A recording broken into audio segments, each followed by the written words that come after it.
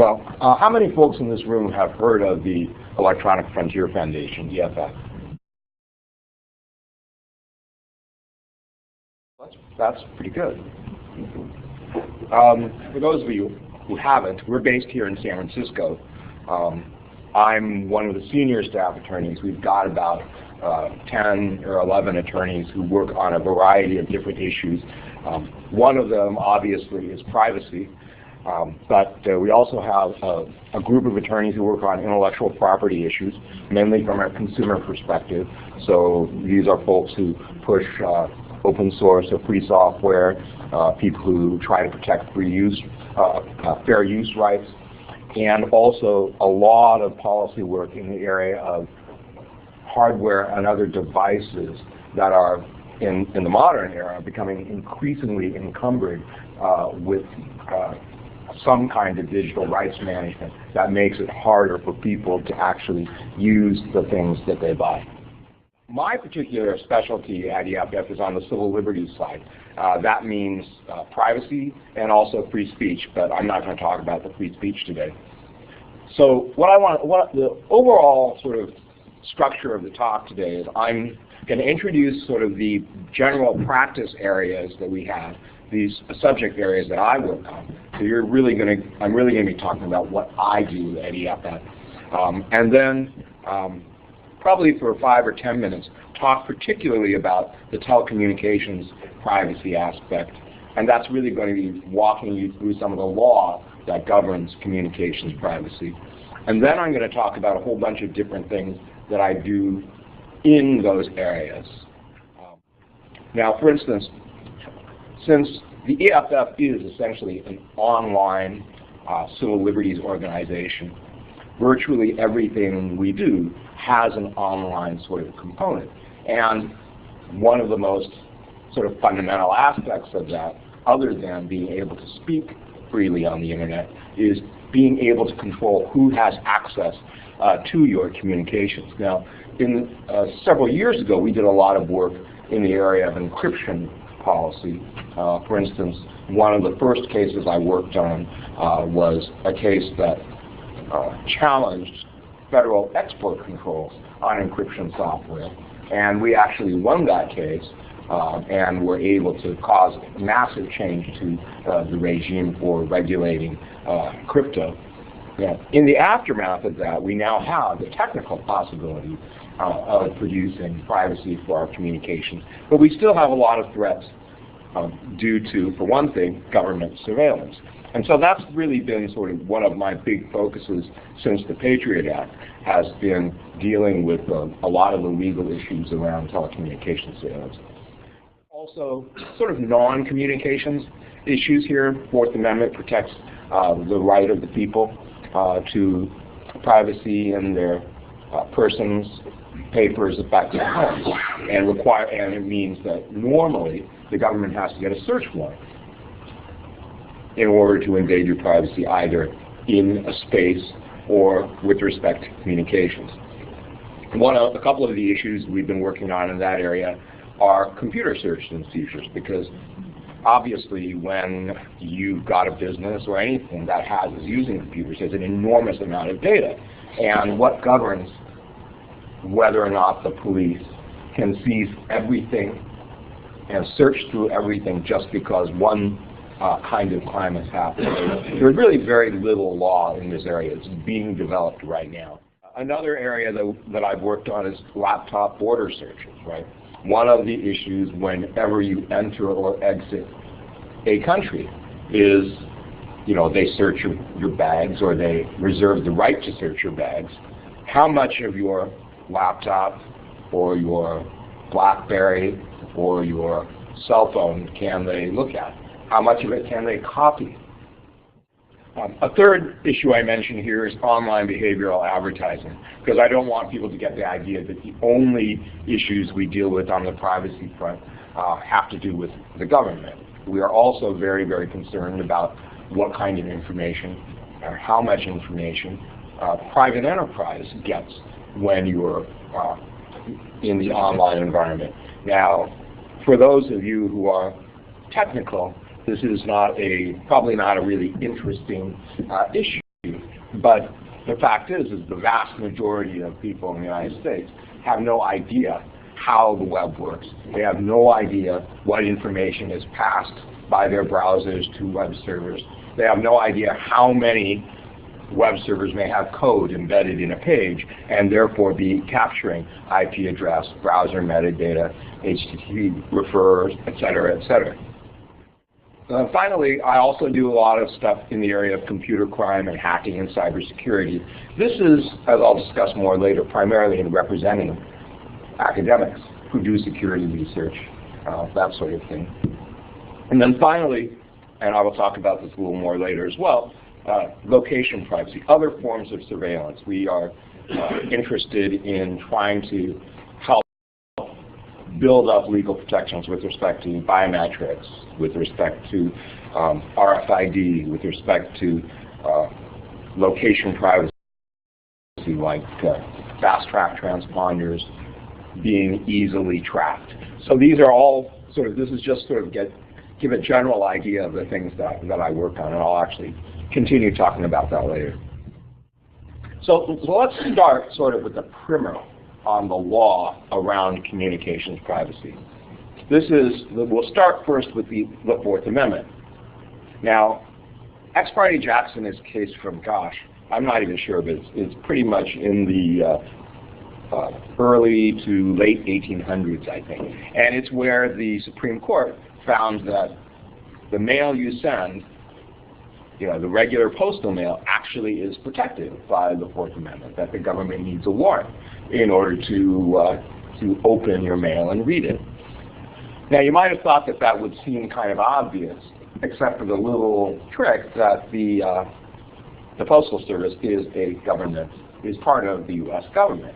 So there was always the thought that, well, if the government's running the mails, then it's got different rights or different authority in terms of looking at the mail than if it were being carried by some private carrier.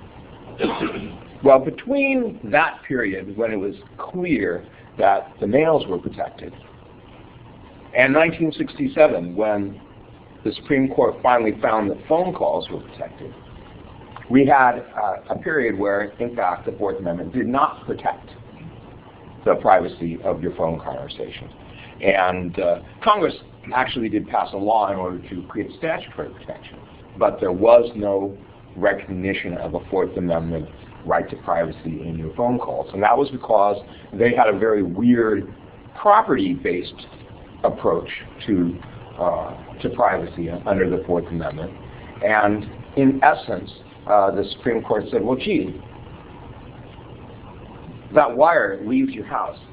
And once it's outside of your house, it's sort of in this public area where it's accessible to anyone.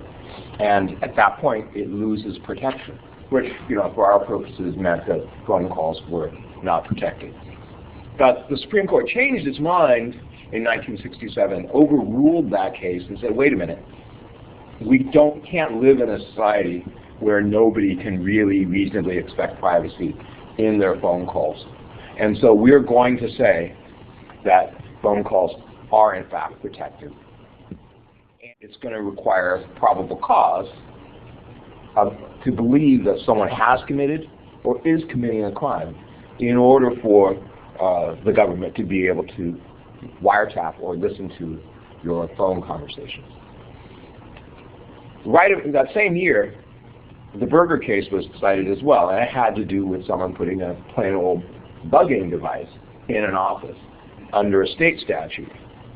And in that case, again, the Supreme Court said, okay, the Fourth Amendment applies, and says the problem with the procedure under the statute was that it didn't have any kind of limits. And the Supreme Court was very concerned back in '67 that, well, wait a minute.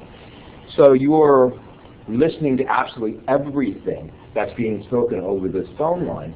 I mean, it's being spoken in this person's office, but you haven't said, that it's limited to maybe discussion of gambling operations or some other sort of organized crime. You've got to, because the Fourth Amendment requires particularity as to place persons or things to be searched or seized. You've got to have a process that respects that.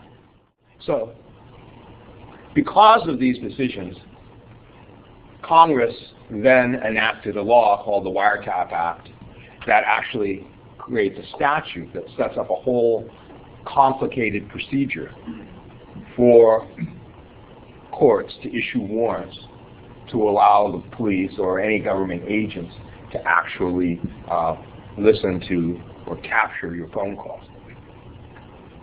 And I think what you see here, I'm not going to go through this in great detail, is that there are a lot of specific rules when it comes to wiretapping. And these were all because the Congress and the courts realized that there was such an important privacy interest in communications that it not only is about Fourth Amendment privacy, but also about First Amendment rights to speech, that these are all bound up together when you're talking about communication, that you've got to have special rules. And so back in 1968, when this law was passed, they essentially created a super warrant procedure. If you want to intercept, and that's the technical term for wiretap, and that means to capture the content of a communication while it's actually traveling. If you want to do an interception, you need to go through a lot of hoops. But there are some problems with the way that the law was set up. And right here we see gaps in protection under the Constitution, under the Fourth Amendment. First, it only works against state action. What does that mean? That means that all of the constitutional amendments in general only apply to actions of the government. They do not apply, if you cannot violate my Fourth Amendment rights. My Fourth Amendment rights are against the government. What is a reasonable expectation of privacy? That was the phrase that the Supreme Court coined in the Katz case. And they thought it was really obvious that you had a reasonable expectation of privacy in your phone call. But what about if two people are speaking to each other in an isolated part of, say, a public park? What about, sending email? Is that something for which there is a reasonable expectation of privacy? They didn't give us a formula for figuring out whether or not there was one. And so we saw one of the effects of that in 1979 in a case called Smith versus Maryland, where the Supreme Court found that there's no reasonable expectation of privacy for capturing only the dialing or routing information associated with the phone call.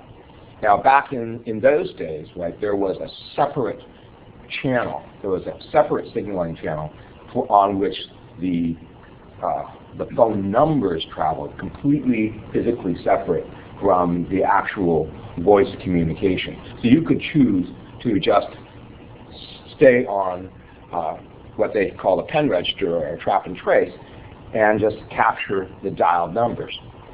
And Mr. Smith argued that, wait a minute, he had a reasonable expectation of privacy in the dialed numbers.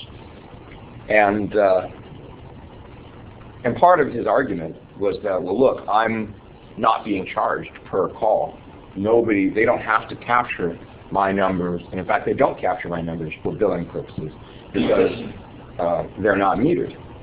And so don't I have a reasonable expectation of privacy if their practice actually isn't to capture them? The Supreme Court said no. And one of the things that it pointed out was that, well, it's not content. It's not really the part of this that we care about. No one's going to get an idea of what you believe politically or find out something about you directly from the numbers you dial or which dial you, which is not, as you know, is not really true, but that's what they thought back in 1979.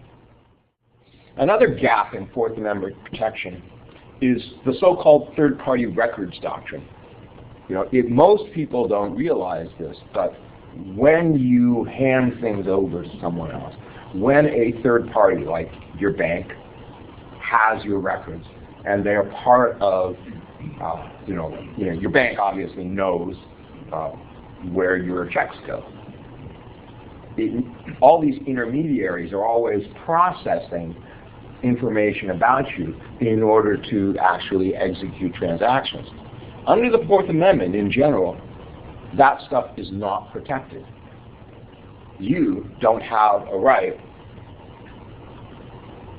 with respect to the information your bank has about you, your doctor has about you, phone company, et cetera, et cetera, et cetera. And in a world like ours, where there's always some kind of an intermediary, where almost always, it's not a peer-to-peer kind of transaction, then the impact of not being able to have a reasonable expectation of privacy in those kinds of business records ends up being a huge one. So your email is not protected because you're using an ISP? I'm sorry? Is it all email is not protected because you're using the ISP? We'll get to that. The short answer is just as the Wiretap Act got amended to create statutory protection for your email, and so under the Wiretap Act, the government still needs to get an interception order in order to capture your electronic mail. But I'll talk a little bit more about that. So pen trap surveillance. This is what I was referring to before. Comes from that Smith versus Maryland case. Congress said, well, we don't really agree with the idea that there should be zero protection for the numbers you dial. So what they did was they said, okay, the government still needs a court order in order to ask the phone company to get the numbers you dial or you are dialed by. But in contrast to the standard we saw for a wiretap, the government only needs to certify that information is likely to be obtained that is relevant to an ongoing investigation. And what I mean by the word certify there means that they don't actually have to say why. They just have to say, I certify that. And the court has to accept that. So, which again, under the Fourth Amendment, if you have to make a showing of probable cause, you actually need to explain what the facts are to the court. And the court has the power to say, no, I don't think that constitutes probable cause. Come back to me later and do it better. That doesn't work here. So obviously, pen trap orders are very common. They're really very powerful in the modern era. You imagine in the email context, that means a list for, as long as the ISP has it, of every person that you sent, every email address that you sent email to, and every email address from which you received email, at what time, and so on, for as many years as they have records. And of course, because the court has to really just sort of sign off on these things, it's a very, very weak oversight.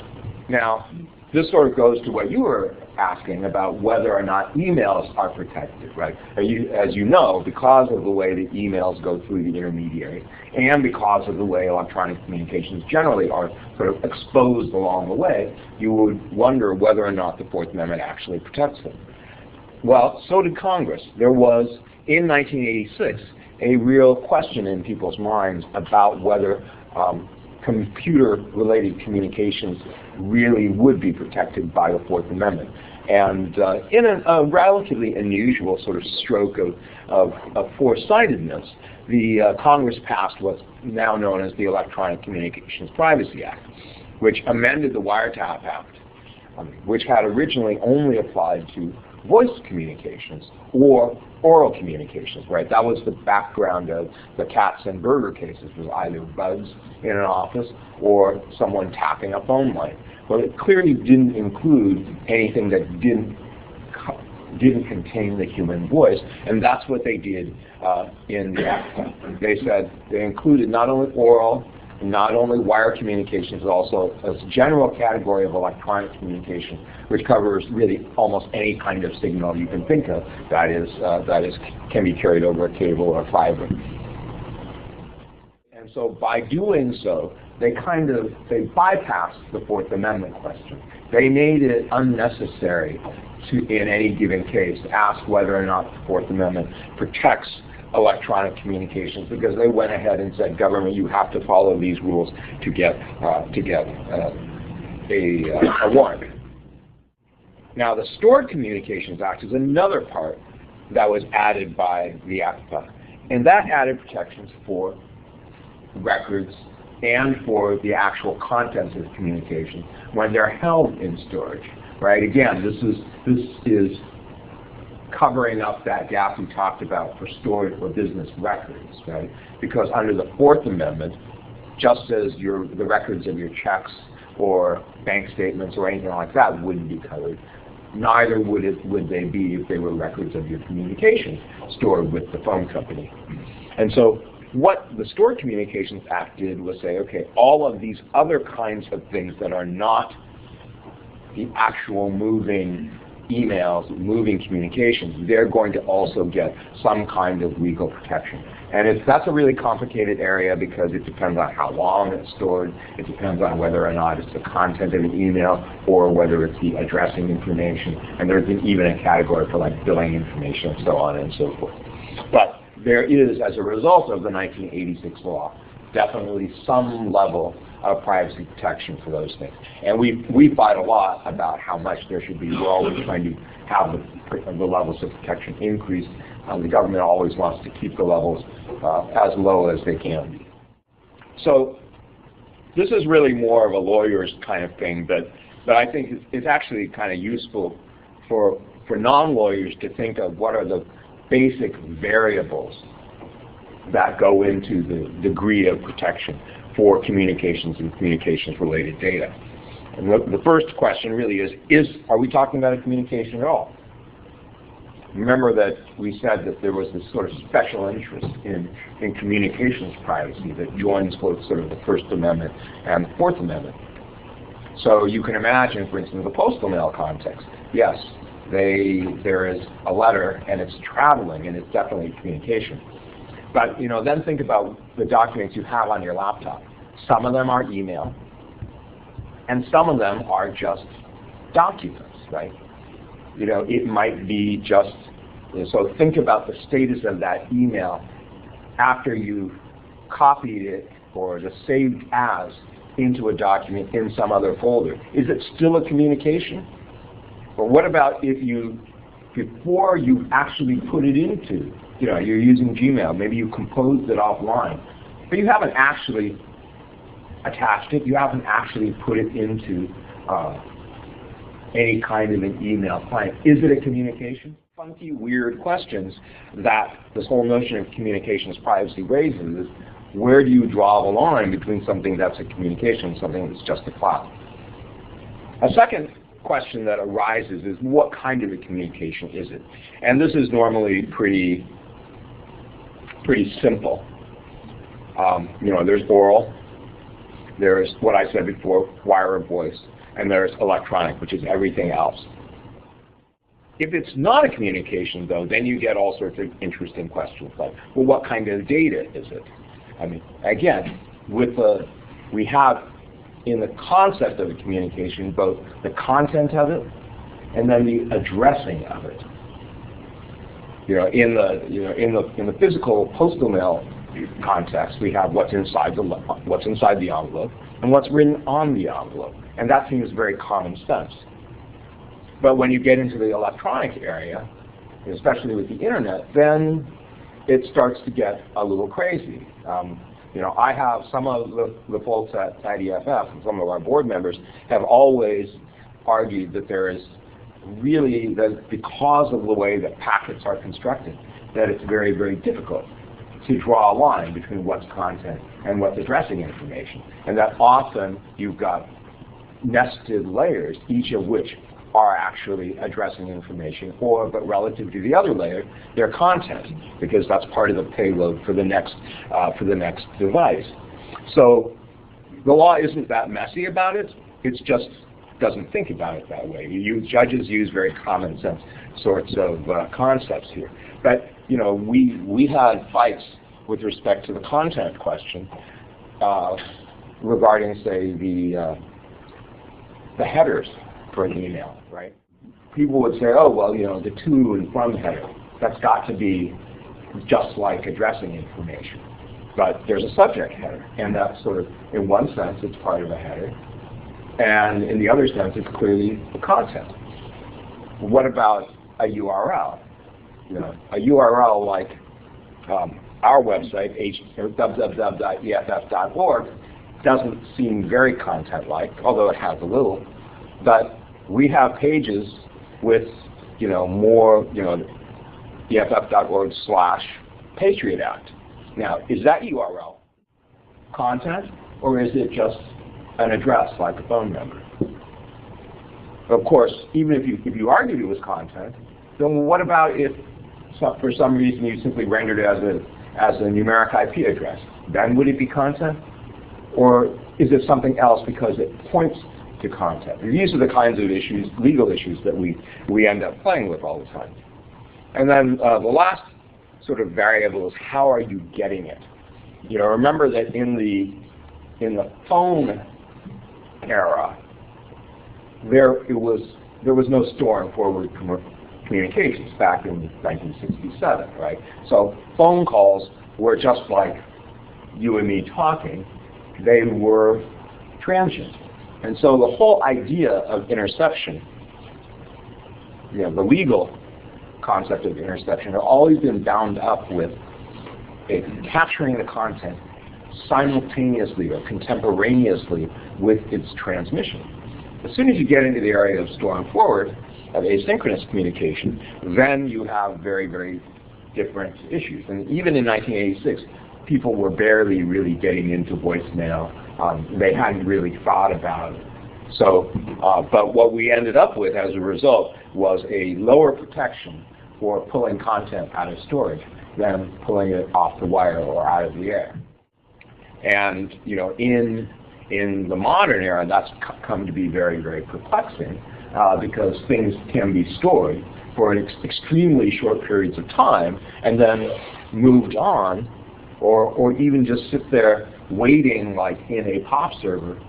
It's stopped. It hasn't gotten to you. You haven't downloaded it yet, but it's stopped as far as the ISP is concerned. You know, what is that? So a very, very general, I usually have a matrix, but I couldn't like draw it in, didn't have time to draw it in today.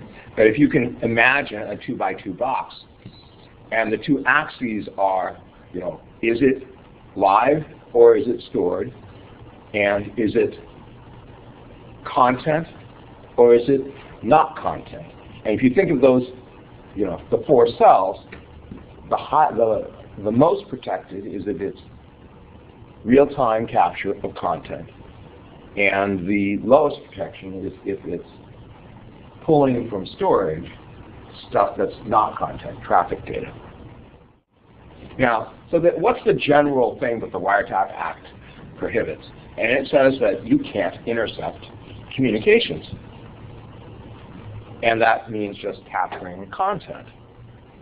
Providers get to do a little bit more in order to, if they have to, in order to render service or protect their rights and property. A federal law provides that for what's called the one-party consent rule. That means if you and I are speaking on the phone under federal law, I can, without telling you, record that conversation. And I don't need your consent because I'm a party, right? I'm a party to communication just as much as you are, and therefore I can record it. Now, a lot of states, not all of them, but a lot of them, like California, are all party consent states. And in California, it would be illegal. It's a violation of the state penal code for you to, if I am speaking to you on the phone, for me to record that conversation without your consent. And last point, really elementary, but people forget it a lot. The provider is generally not a party to communication. They have special rights under the provider exception, but they can never consent to monitoring communications. They can't consent for you. They can't consent for someone else. And if you were, if you do sysadministration, if you diagnose networks, you probably break the Wiretap Act, like every day. It's almost impossible not to. I have staff technologists at the office who are constantly frustrated by the way that federal telecommunications laws. No one can really do their jobs inside of the network without actually listening to, without actually capturing real-time content, just for debugging or just for diagnosing problems on the network. So that's the end of sort of the first part where I give you a general idea of the legal stuff that I work with in the area of online privacy law. So in the rest of our time, what I'm going to do is just sort of bang, bang, bang, go through a number of the different issues that I work on. And I wanted to start by giving you an idea of my modes of practice, right? I'm a lawyer, but I work for EFF, is a nonprofit public interest law firm. That means that we don't just go to court and we don't just do transactions like draft contracts and policies. We do a lot of things that most lawyers and law firms don't do. So there are really roughly two categories, and each of those has roughly three subcategories. There's sort of the classic lawyering, which includes going to court and suing people. Then there's representing clients who don't want to sue or be sued. And there's amicus support, which means there's some other case going on that someone else is they're stuck litigating it. Then we will come in on one side or the other and file a brief that says, well, we think party A should win, and here are the reasons why. And a lot of times what's happening is that we're able to give a spin or a perspective on the issue that's very different from the one that the party. The other half of what I do, and what all of us at EFF do, is what I'll just call policy. That means working on legislation, dealing with administrative agencies that want to regulate and submitting comments, or providing them with information, or participating in some sort of a rulemaking process. And then finally, just getting out there and talking about issues that we think should be litigated or should be legislated about, that people ought to know about, but haven't really caught any policymaker's eye. I'm basically going to give you an example or two in each of those sort of 6 areas. The first one, and the reason why I gave that sort of long discussion of telecommunications privacy, is the area of litigating warrantless wiretapping. Probably most of you know that back in December of 2005, the New York Times broke a story about how the Bush administration had authorized the National Security Agency, which is the nation's premier spy agency, to start intercepting international communications. That was something that we thought was very unconstitutional, at least without a warrant. And basically what he said was, yeah, I told them to do this and not to go to the courts. A second part of the wiretapping of this litigation is CDRs, or call detail records. And some of you may remember that back in 2006, USA Today ran a big story about how the NSA was getting millions and millions of call detail records of who calls whom when, from companies like Verizon and AT&T and so on.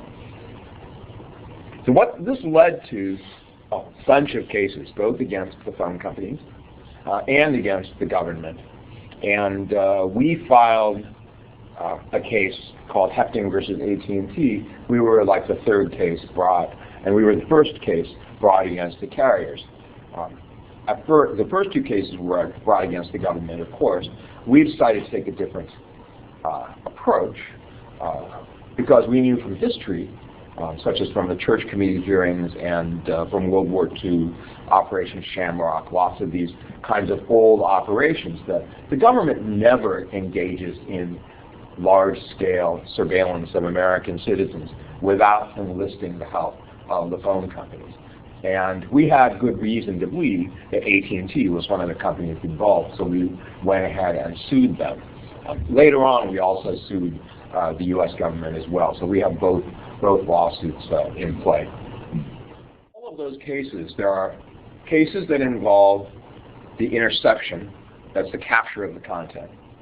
There were a bunch of cases that really didn't care about the interception, but because of the USA Today story, then they went ahead and sued the carriers.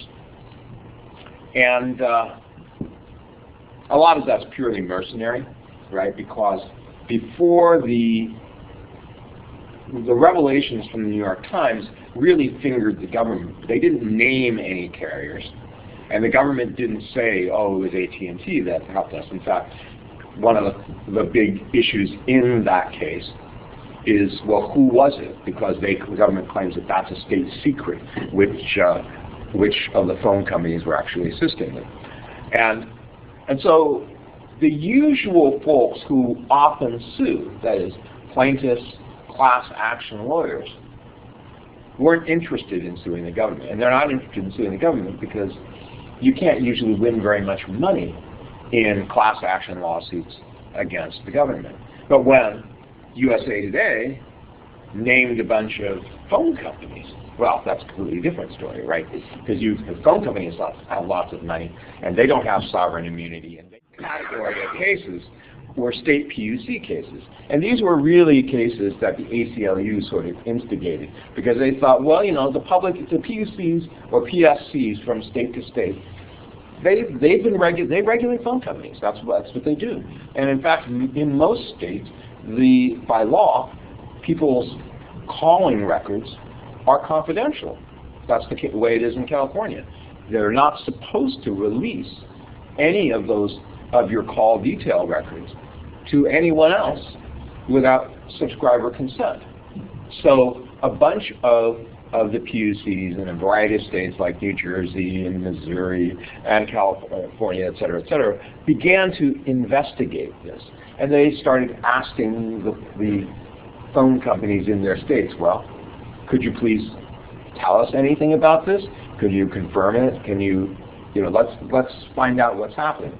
And this was the ACLU's sort of a very nice, clever little trick to sort of say, well, if we can't sue them directly, maybe we can get the PUCs who actually have regulatory jurisdiction to do something.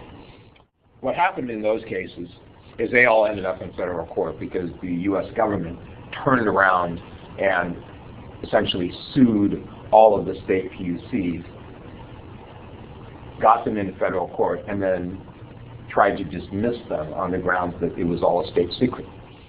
The very short story about all those cases is that they all got consolidated essentially into one big multi-district case, which is being heard here in San Francisco.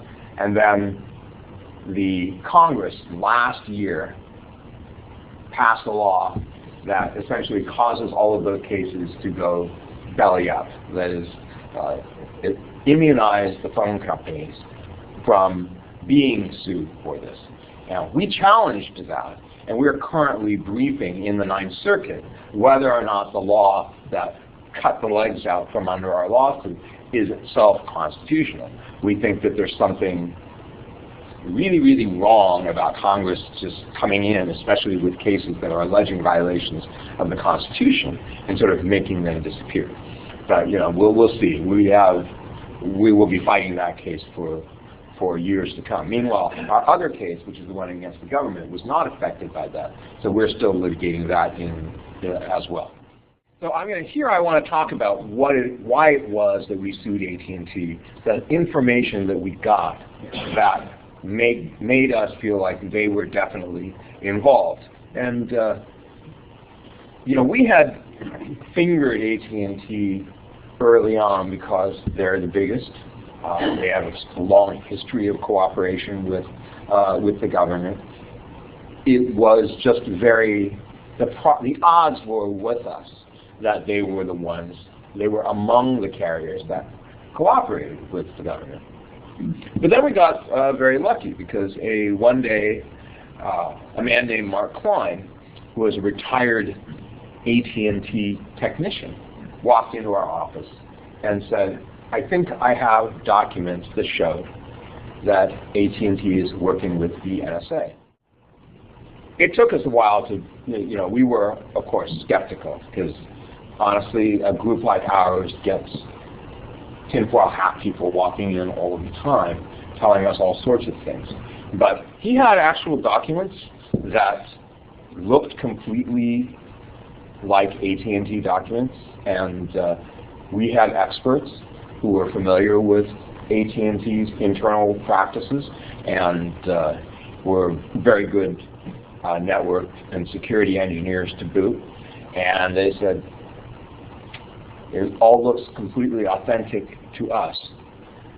So what it essentially showed, these documents, was that AT&T was splitting fiber that was going into its peering points, and one split was going into a secret room. And this was a room that had semantic analyzers. Some of the stuff we had was basically just a list of equipment that how these rooms were being provisioned. And by looking at what was there, we could see that it was the kind of equipment that you would use if you were going to be analyzing signals as they were coming through on the fly. And only NSA-cleared personnel had access to the room. Most people were not allowed to go in there. So based on that and a few other diagrams which suggested that there were, and also some of the things that Mark knew, it seemed like there were a number of these secret rooms built around the country. His declaration includes, Seattle and San Diego. There was a mention of a particularly of a configuration in Atlanta that was not going to have exactly the same kind of equipment as the others. So our experts, made some calculations and figured, yeah, they probably have somewhere between 20 to 26 of these rooms around the country, and they would be able to actually look at a huge amount of traffic that way. So that was why we brought that case against AT&T. We had a certain amount of special knowledge. Now, remember at the beginning of this little discussion, I told you about what the New York Times story said, the idea of what the terrorist surveillance program is. And this, well, all I'm doing here is trying to contrast what they admitted to with what we're really saying happened. And this, I drew this slide up actually several years ago when I was first sort of figuring out how to explain this to people. And one of the things that's happened is that in the years since, we've gotten closer and closer to being right, in the sense the government has admitted more and more that indicates that it wasn't just the TSP. Because remember, at the beginning they said it's just this little program. And now they're admitting that there's actually something called the President Surveillance Program that was bigger than the terrorist surveillance program, and you had all those things in the hearings where, like the Ashcroft on his deathbed, and folks trying to get him to agree to things, and talking about certain kinds of programs, and Gonzalez having to admit, well, yes, we were talking about a surveillance program, but it wasn't the TSP. They still have never confirmed publicly and officially that they collected call detail records, but there is so much indication that they have that I feel pretty confident that that is true. And what I think the way I think of it is, it's one big program. Right? These are not little bits. What you have is call detail records, very good for traffic analysis, very good for patterns of communication, used for deciding who it is they're actually going to target in terms of actual contents of communication. able to actually figure out, because otherwise, if you're collecting a whole lot of communication, you have way, way too much, right? You have to have some way to winnow it down, to figure out who is really of interest. And they do that with data mining and traffic analysis. And so it makes perfect sense that there will be a call detail records component that helps guide them in deciding who is going to be listened to. All right, so that was a very long sort of discussion of the litigation stuff that I do. That's not the only case I work on, but it's the most interesting.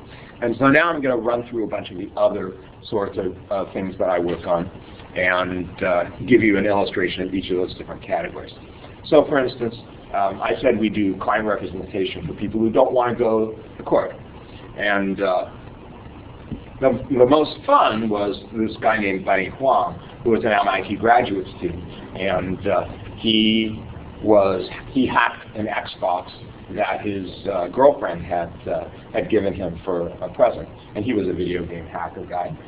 And he figured out essentially how to turn it into a Linux computer, and busted into a very high-speed bus, and was able to crack some of it. Essentially, what they had done with the Xbox was they had taken a true Linux computer, and then they crippled it in certain ways and sold it as a console game, but it had the heart and the insides of a computer. So he thought it would be sort of cool to actually unleash the real computer inside, and then he would load Linux into it and have a very, very cheap Linux box.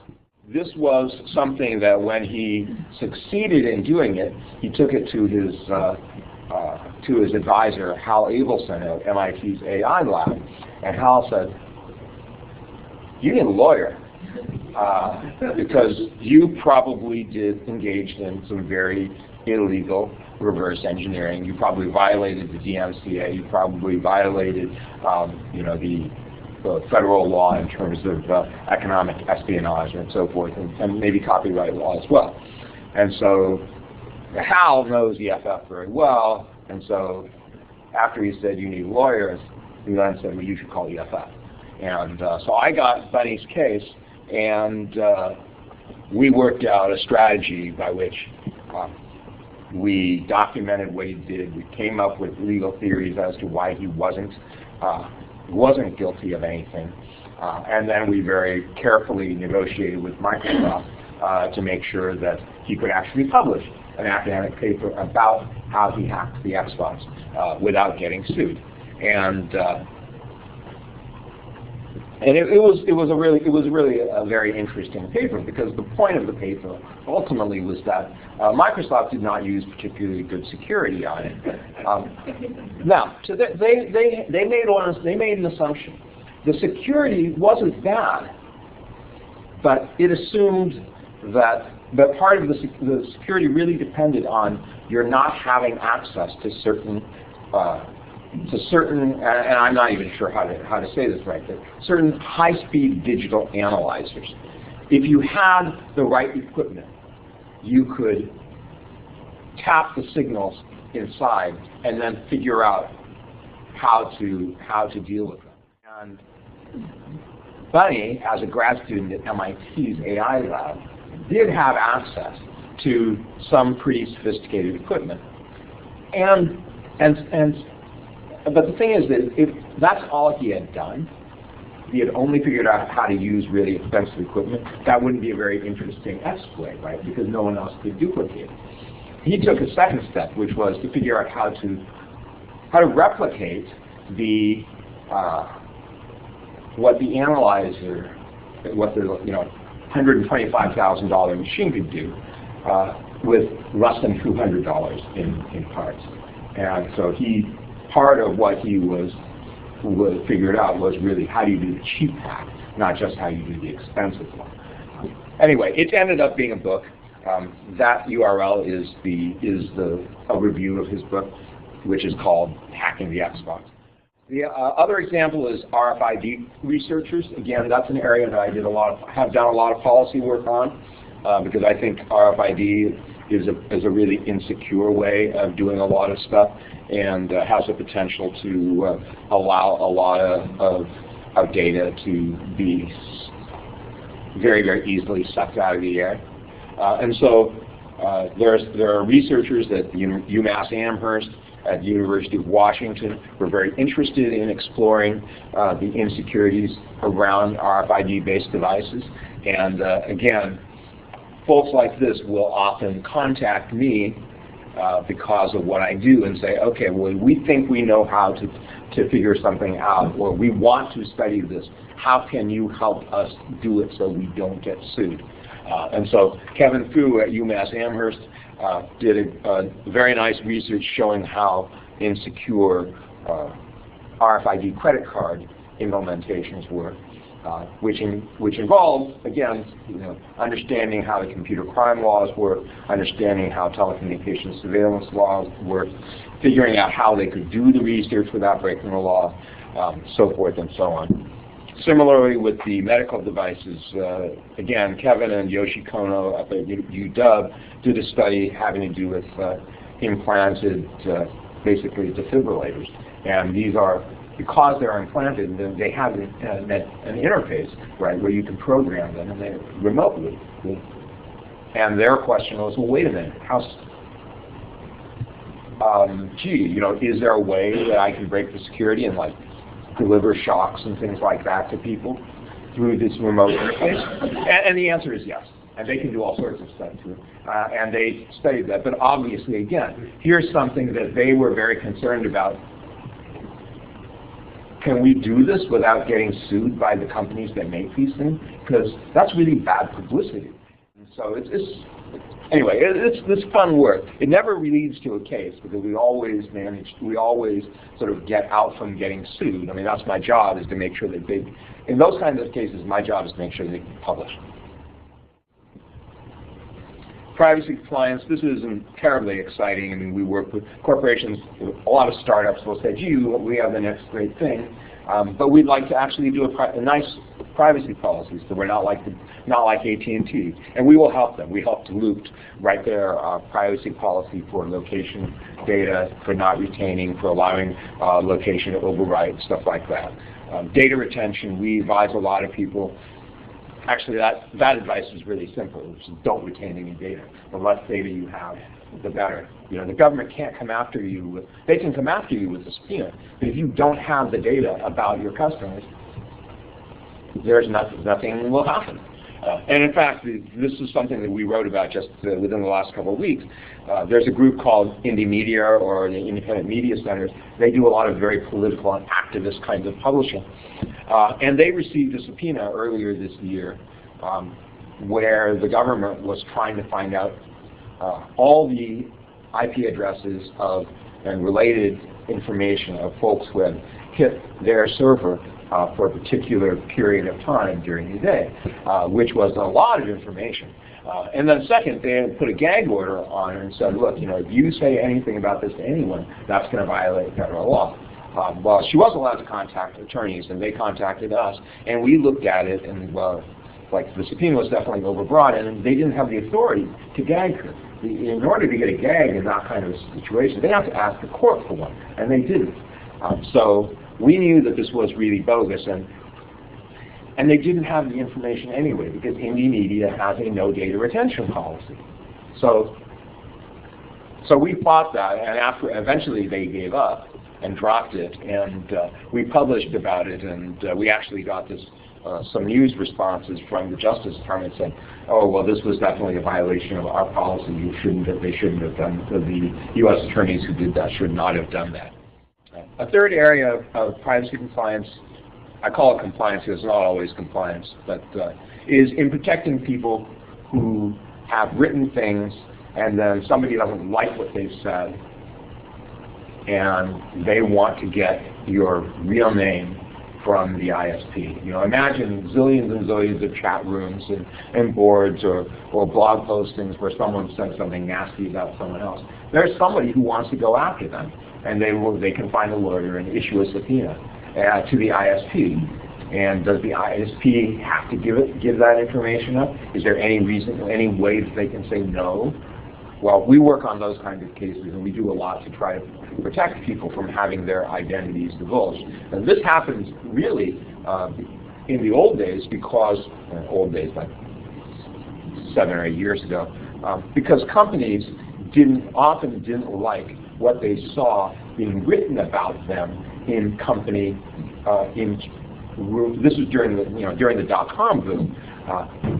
Somebody's stock was going up, and then there'd be the stuff saying, oh, they suck, or their CEOs, they've got all these problems, and their stock would tank. There were a lot of attempts to find out who's saying this nasty stuff about our company, and they were usually expecting that it was a disgruntled employee. And so really what they were doing was they were just using the subpoenas in the court as fishing expeditions to sort of figure out who they are. And then as soon as they found out who it was, they dropped the case and fired the employee. And this is really an unethical way to use the legal system. And we do a lot to try to protect people's privacy in that area. Support. These are just a couple of the cases that I've worked on for amicus. The top one is interesting because right now the Solicitor General has asked the Supreme Court to take this one on cert. We don't know if they will. It has to do with jet propulsion lab employees who did not like their privacy being invaded in order for the government to do background checks for HSPD 12, which is Homeland Security Presidential Directive 12, for ID cards. And because what the federal government wants to do is have a consistent ID card across all federal employees. And, well, one of the issues I work on, one of the issues the FF works on is anti-national ID. We don't like national ID systems. We believe that they create and lead to far, far more social surveillance than is necessary. And so any time that I have a chance to actually do something interesting legally with respect to ID cards, I usually do. And so this one, we're waiting to see what the Supreme Court does. In law, in litigation generally, the most important factor is your judge. If you draw a judge that's sympathetic, your odds go way up. But you can't say if you have an utterly crap case. But if your case is anywhere near a decent case, it's huge. Conversely, even if you have a good case, if you have a hostile judge, you're going to have a problem. Now the silver lining, or it's not a silver lining, the backstop there is that you always get at least one bite at the appeals. So if you get killed because this judge is irrationally hostile to your argument or ideologically for some reason doesn't like you, when you go up to the circuit, you will get 3 judges, hopefully, who are not as slanted against you, and you'll have a chance. Legislation. I worked on a lot of congressional legislation. We don't have much time left, so this list will have to do. It's pretty obvious what these things are: real ID, national ID card, etc. ECPA reform, because as I discussed earlier, the law is so messy, and there are so many outstanding questions about how things should be. We really need for the law to be adapted. At the same time, you're always scared when you bring up the possibility of amending the law and reforming it, because there are a lot of folks who want to reform it in the other direction. And so you open it up, and then it becomes sort of a real free-for-all. So you usually don't like to start with trying to reform something unless you're pretty sure you've got the upper hand.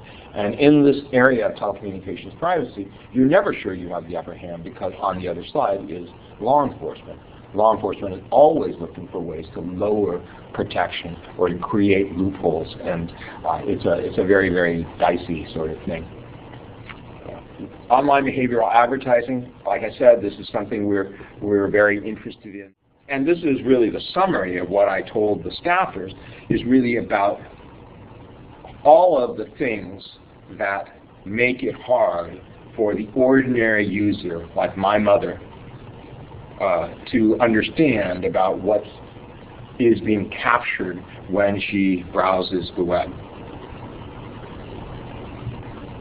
And I don't know if any of you have read these or find these interesting, but these are really actually very nice little papers about some of the problems with cookies and cookie tracking. And also the last one, on online social networks is really, I think it's really significant, because basically what it's showing is that, well, I'll go into this for a second. I mean, one of the things that people have always used to sort of blunt the idea of online tracking is the idea that, well, yes, they know a lot about you, but the you they know about is a virtual identity. It's a cookie. It's an IP address. It's not, Lee Tien, who lives in Berkeley. Well, what the Krishnamurti and Willis paper, and these are AT&T researchers, what they found out was that when you look at Facebook, when you look at MySpace, they looked at a dozen of the large social networks. They found that either in the HTTP referrer field or in some other sort of way, they were passing to all of the ad networks the profile and unique ID of any person on the social network. Well, so what does that mean? That means that the Quantcast or Takoda or DoubleClick is getting a cookie. They're getting an IP address, and they're getting your profile number. That means they can go back and look at your public profile. That means that they can scrape the information that's available on your public profile page. And that's for 11 out of 12 of the 12 social networks. That's your name, that's your location, that's your gender, and that's your personal photograph. So that provides a join between all of that cookie-based data that they get online and data in the rest of the world that you could get just by having an account with Choice Point or Experian or something. And your license agreement gives away your rights to prevent them from doing that, which is virtually all the social networks. That's right. Yeah, they've got those. The social networks have really, really, really bad terms of service in terms of controlling your data. And so for many years, the ad networks were always trying to minimize the kind of harm that could come from online tracking, and these researchers actually were able to sort of nail down that if you use Facebook, if you use LinkedIn, MySpace, any of those things, that's just going to anyone who's got that JavaScript code on their pages that doing flash cookies or web bugs or whatever. They're getting that, which I think is a pretty big deal in terms of people's privacy. I'm sorry? You have to have an alternate ID with a different picture. Well, yeah. Unfortunately, I know my 13-year-old and my 18-year-old are not going to be doing that. And frankly, the vast majority of people aren't going to be able to do it. And that's one of the other arguments that we have to deal with, because it's always being argued, well, users can do this and users can do that, and there's this tool and that tool. But, fundamentally, how many people are going to go to that degree of trouble? Actually, while we're here, can I ask a question? Yeah. So I've had this discussion with some younger people recently, and their response was, "Oh, you old fogey, give up the idea that you have any personal privacy whatsoever. There's pictures of you being taken all day long, and everybody out there knows everything about you anyway. And is it time to give up?" Right. That's a great question, because that is also what you hear from the ad industry and from anyone who's in the business of surveillance, in the business of collecting information. They will say, look, it's just like what's his name from Sun said, you have no privacy, get over it, right? I thought that was Bill Joy, but I'm not sure. Okay, McNeely. And the thing is that people may say that, but usually it just means either that they put the line in a different place than you do, or they haven't really thought about it, because my daughter might say that, but she still doesn't want me going through her room, and she still doesn't want me reading her Facebook page. So all of those kids will have private spaces that are restricted to their friends, or that not everyone can see.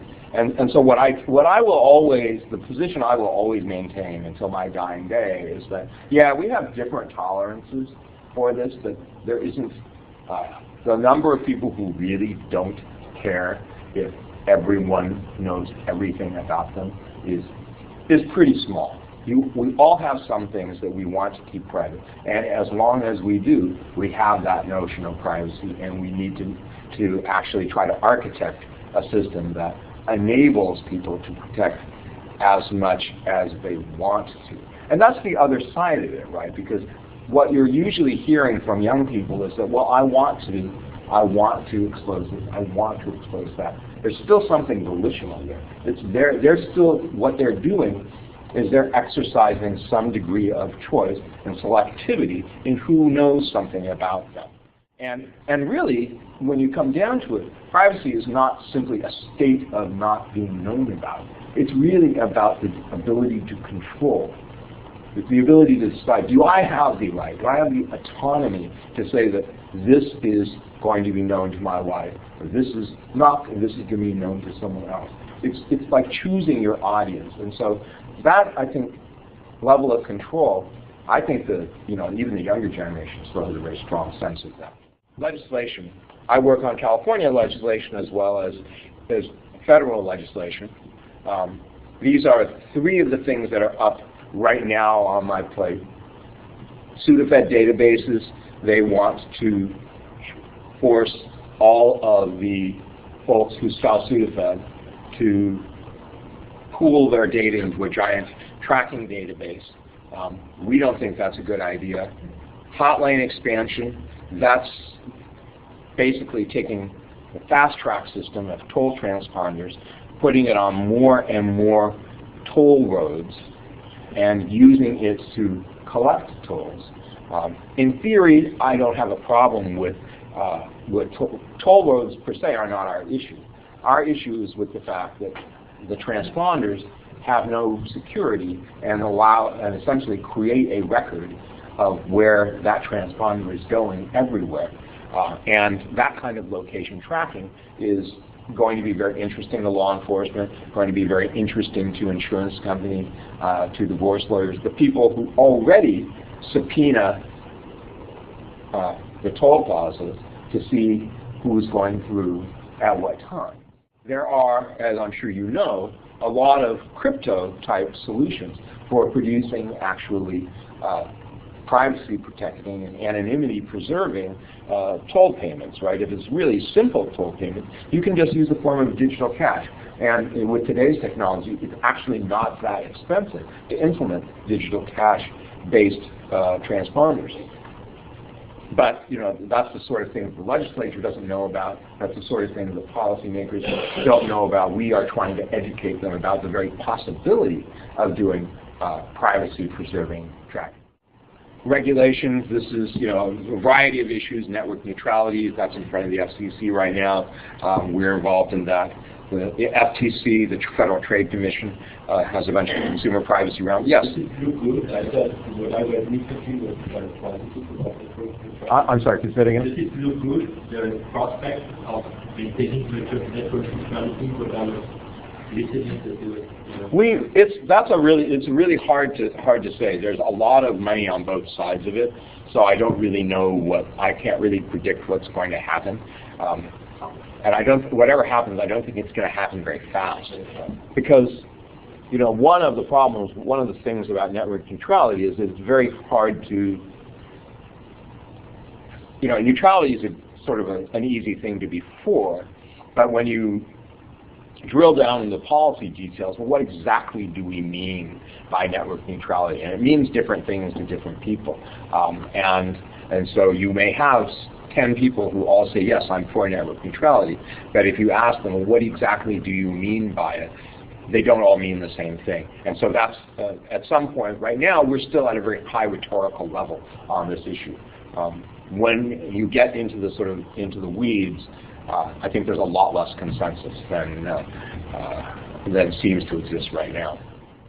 FTC, consumer privacy, they're also working on on this whole behavioral advertising area. There's going to be a big workshop in Berkeley at the end of January. I'll probably be speaking at that. The California Department of Insurance, this is again the location privacy issue. They've just put in regulations that will allow insurance companies to induce consumers to put location reporting devices into their cars so that they can charge insurance rates and premiums based on verified actual mileage. We were against this partly because we don't like invasions of locational privacy, and also because it's clearly a subterfuge for something more. Since every car has an odometer which verifies actual mileage, there's no reason to need to have a separate device to do that. And they could never answer this question. They just wanted to do it.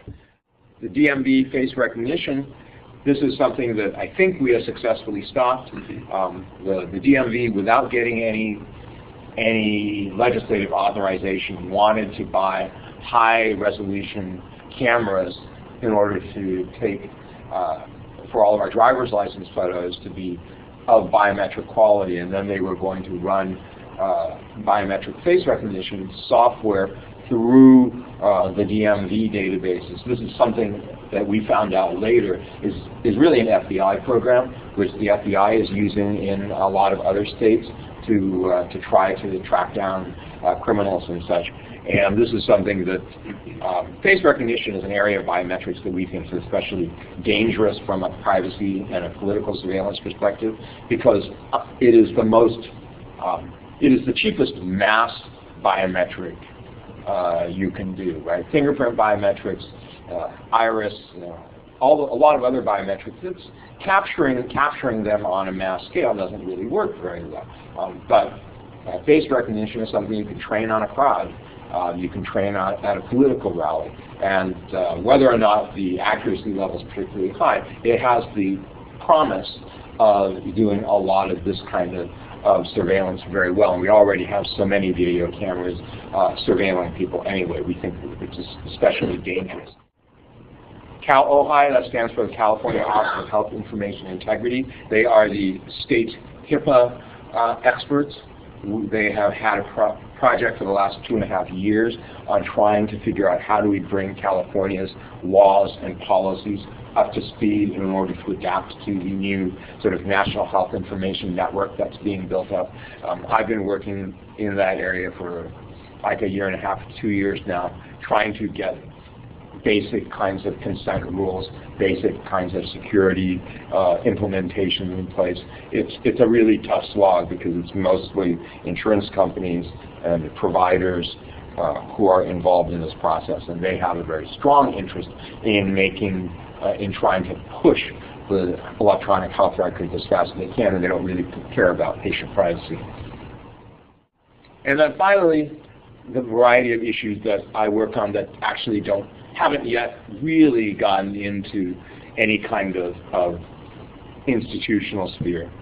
Biometrics, there really isn't any law in the books that regulates biometrics. There isn't any federal law in this area. There's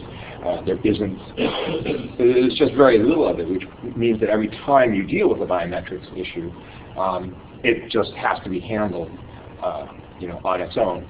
It's going to come up really soon, though, because Senator Schumer from New York wants to build fingerprint biometrics into some kind of immigration control card, and it's going to be a massive fingerprint system, which I think is going to be politically problematic and very, very expensive. So a bunch of us are working on how we're going to address that when the bill finally comes out. And then finally, the issue of the smart grid, which is something that I know you guys had a talk about earlier. And smart grid is, because of all the stimulus money that's coming out, there's a lot of push for smart meters. In fact, the PUC is in the middle right now of looking at smart meters from a rate payer standpoint, but some of the folks that I ally with have raised the privacy issue as well. And based on something that we've got today, it looks like they'll probably be opening up an inquiry into smart meters and people's privacy. And I think the privacy issue is really obvious because given what your power signals can tell the utility company about what you're doing, they can identify what devices you have, what are being used based on the sort of the signatures of the power load. They can know when it's happening. I mean, really, they can tell when the hot water goes on, when the hot water goes off, whether enough hot water was being used probably for one shower versus 2 versus 3. They can identify whether it's a hair dryer or a refrigerator. All of these things are possible given the right software. And so the smart meters are going to be analyzing your power output at a much more granular level. And that kind of information, we wonder what will be done with it. Certainly there's going to be a lot of demand by advertisers. They're going to want to know about what does the power signal tell somebody about that refrigerator. It's starting to break down. It's time for you to buy another refrigerator. We want to send you an ad about that. But what if there are smart appliances that have RFID readers in them, and they're sensing things about the food or whatever else you have in your house? If you have lots and lots of different appliances, and also there's also talk now because of smart metering and smart grid about BPL, right? Broadband over power lines. So now if the utilities are not only a power supplier, but they're also an ISP, then the convergence of the information they have will be even more interesting. One of the things about the utilities, right, is they've never really had they've never been a privacy threat to us before, right? Because it's not really, aside from folks who are, doing indoor growing and whose power signatures will be the law enforcement will be interested in. We all know that they've been doing that. Now there are going to be a lot more possibilities, and yet they have no tradition of protecting consumer privacy. They don't have any experience with it. This is a new thing. So there are some really obvious ways you can handle it, right? I mean, but it depends on what you think their role should be. If the utilities' role is to be a conservation and energy manager, then yeah, they actually you might want them to have more information. But if you don't, then is there any reason why that information can't be essentially noised out before it goes to? I mean, there are ways essentially of cloaking your signature from the house out to the utility company. Because fundamentally, all they need to do is supply you the power that you demand. As a utility is not like a bank. It's not like a phone company. It doesn't have to know. It isn't really an intermediary. It's not somebody who's between transactions and therefore has to know who you're dealing with. Doesn't have to route anything. It's just sending stuff out to you. So there is no necessary reason why they have to know very much at all. So those are the kinds of issues we'll be looking at in the smart grid area. So I think that was the last slide. I hope it was. Yes.